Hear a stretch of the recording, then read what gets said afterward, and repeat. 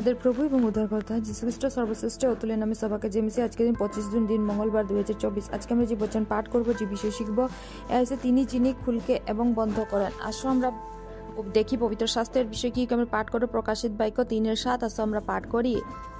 Philadelphia শহরের মণ্ডলীর দূতের কাছে লেখ, যিনি পবিত্র সত্য, যার কাছে আছে দারিদ্র চাবি আছে, যিনি খুলেন কেউ বন্ধ করতে পারেন না, বন্ধ করলে কেউ খুলতে পারে না। তিনি এই কথা বলছেন। নিউ টেস্টামেন্টে ফরসি, সাদুকি এবং স্ক্রাইবরা নিজেকে স্বর্গরাজ্যের চাবি ধারণকারী ঈশ্বরের প্রতিনিধি বলে মনে করত, কিন্তু তার বাস্তবে তার স্বর্গরাজ্য বন্ধ করে দিয়েছিলেন। তারাও ভিতরে প্রবেশ করেনি। যারা অন্যদের প্রবেশ করতে চায় তারা তাদের অনুমতি দেয়নি।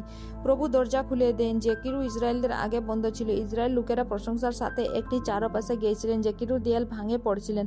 ব্রোঞ্জের দরজা লোহার বার ভাঙে দেয়া হয়। হ্যাঁ, প্রভু সত্যের দরজা খুলে দেবেন না, বন্ধ করা যায় না। আজ আপনার সামনে কি দরজা বন্ধ? আপনি যদি আপনার হৃদয় প্রশংসা নিয়ে ঘুরে বেড়ান, তবে প্রভু আপনার জন্য সে সমস্ত দরজা খুলে দিবেন।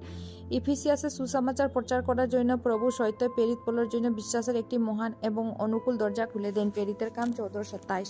প্রভু ইসরায়েলিদের মিশর থেকে মুক্তি দেওয়ার জন্য দরজা খোলার সিদ্ধান্ত নিয়েছিলেন। ফেরাউনও তার বাহিনী দরজা বন্ধ করার চেষ্টা করছিলেন। ঈশ্বর বহু মহামারী প্রেরণ করা সত্ত্বেও ফেরাউনের হাল ছেড়াওনি এবং ইসরায়েলের স্বাধীনতা দেয়নি। শেষ পর্যন্ত ফেরাউনে তার এবং পুরো বাহিনী লোহিত সাগরে নিহিত হয়। কিন্তু ঈশ্বর সন্তানেরা জন্য প্রভু তাদের জন্য একটি আশীর্বাদ দরজা খুলে দিবেন। আমাদের প্রভু হে একজন, যিনি বন্ধ করেন যা খোলা যায় না।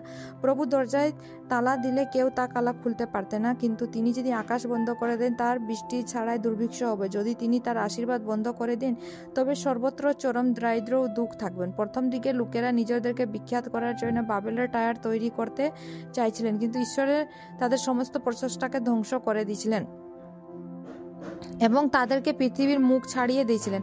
ঈশ্বরের সন্তানের যখন দুষ্ট লোকেরা তোমাদের বিরুদ্ধে মন্দ কাজ করার চেষ্টা করে, তখন প্রভু তাদের পথ পরিকল্পনা বন্ধ করে দেন। লাবান ইয়াকুবের ক্ষতি করে আসছিলেন, ফেরাউনে ইব্রাহিমের ক্ষতি করতে আসছিলেন, অবিমেলেক ইসহাককে ক্ষতি করে আসছিলেন, কিন্তু প্রভু তাদের সমস্ত মন্দ পথ বন্ধ করে দিয়েছিলেন।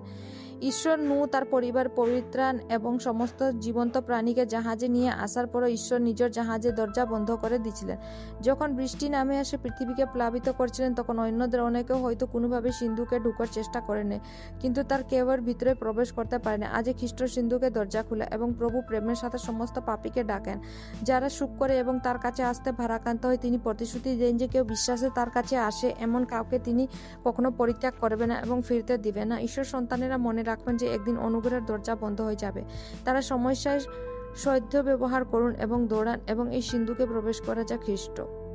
মন করার জন্য, ধ্যান করার জন্য যে পাঠ, এয়া হচ্ছে ইয়োব 12:14। দেখ, তিনি ভাঙে ফেলেন এবং তার গড়া যায় না। যদি কেউ কাউকে বন্দী করে, তাহলে মুক্তি নেয়। আজকে পবিত্র বচনগুলো পড়ার যুগে প্রভু যীশু প্রবাসন বা সবাইকে আশীষ করবেন। ধন্যবাদ। আমেন।